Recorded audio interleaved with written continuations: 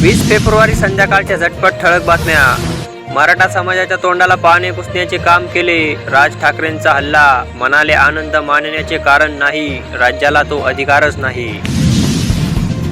मुस्लिम समाजाला देखील शिक्षण आणि नोकरीमध्ये 5% आरक्षण द्या, समाजवादी पक्षाची मागणी. विधान भवनासमोर आंदोलन. गुणरत्न सदावर्ते यांचा गाभ्यावरच आक्षेप, म्हणाले सामाजिक मागासलेपणाचा संदर्भ हा चुकीचा.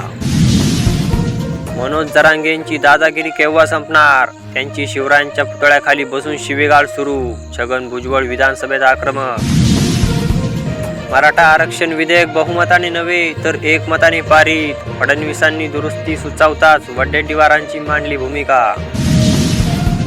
मनोज जरांगे मराठा समाजाला ओबीसीतून आरक्षण देण्यावर ठाम, अंतर्बालीत उद्या निर्णायक बैठक, हाताची सलाईन टाकली काढून.